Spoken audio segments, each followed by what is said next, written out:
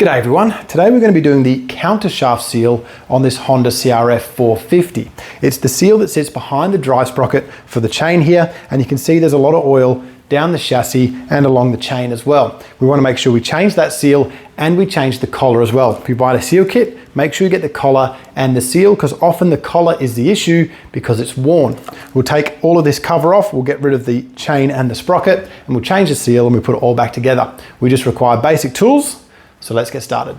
Okay, first we'll get this cover off here, make sure we can get to the drive sprocket. I just cracked them earlier, so they should come out pretty easy. And we can see here, everything's very oily around here. The counter shaft seal has been leaking for a little bit of time. Just want to be careful because any oil is obviously leaving our gearbox, and it's very important that we keep oil in there. So if it's leaking on the trail, just make sure your level's good and get it fixed as soon as you can. Okay, so this bolt here is a 12mm socket, a small rattle gun, and if we put it in gear as well, should make short work of that. Get that off.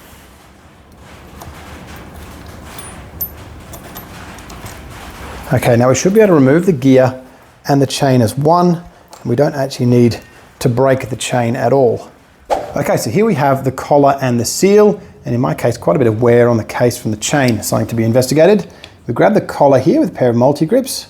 We should be able to just slide it out. Behind the collar there is an O-ring. Make sure the O-ring comes out with the collar. It may still be on the shaft like mine is. We'll grab that O-ring out as well. And there's a relief in the collar to accommodate that O-ring. And you can see there's quite a bit of wear on the collar. We take the seal out and then we can replace both. All right, so let's grab that O-ring out before we forget.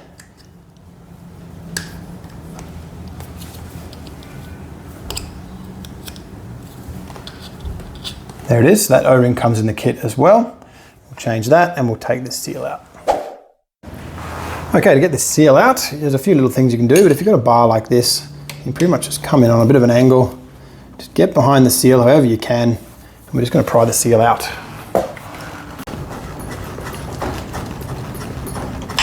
There we go, starting to come out there. We don't want to damage any of the parent metal, we just want to flick that seal out. It can be a little bit tight. You can even get an Allen key under there if you have to. It's a bit dodgy, but it works. There we go. Let's get that seal out, and we'll just clean up that area and put the new one in. Once we're happy all of that parent metal is nice and clean, there's no damage to anything, and the shaft is very clean as well, I'm going to fit the new seal. Now the seal has a spring on the inside, and spring will always go to oil, so we need to make sure the spring side is going in. Slide it in, get it as square as we possibly can. And I'm just going to tap it home with this. This is a 1-inch socket, so anywhere around 1 inch in size is good. It should go over the shaft, and we can just tap it until it is flush with the face of the case. Okay, with that installed, I've gone a little bit below the face, mainly because I was a bit heavy on the hammer, but as long as it's square, as close to the face as possible, that'll do the job. We've got a seal ring here. I've put some rubber grease on that seal ring, and we're just going to put it into the relief in the back of our collar like this. Now that is going to prevent any oil traveling up through the splines and leaking out. So we put that in, and of course the O-ring goes in first. We just slide it over the drive spline like that. I also put a little bit of rubber grease around the outside of the collar as well. It always helps it going in, and make sure that that seal is lubricated properly. Okay, with that all done, we'll put this sprocket back onto the shaft, like that.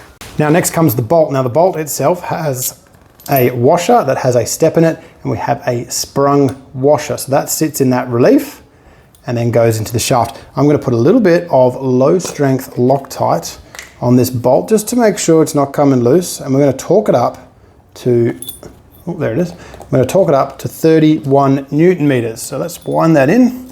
We're just going to make sure that that washer stays behind that relief. So we'll just get a little bit tighter. We can go ahead and make sure that washer is going to sit in the right spot. Okay, we just make sure the bike is in gear, and we can use the engine's compression to hold it steady while we torque it up to 31 Newton meters. Make sure we don't drive the bike over our feet. Okay, well that is job done. We just need to put the guard back on. I've left it off because I'm going to change this chain for something a little bit narrower. As you can see, it's been grinding on the case. Now, of course, we have done this job with the bike leant over to keep the oil in the gearbox. If you do it with the bike straight up and down or even on the stand, you may find that the oil is going to leak out of the gearbox while you do the job. So just lean it over the other way, do the job, and then we'll straighten it up and make sure the level in the gearbox is correct. Of course, it's been leaking. We want to make sure that oil level is right. Then we can ride the bike and make sure our repair is good and isn't still leaking. Other than that, thank you very much for watching.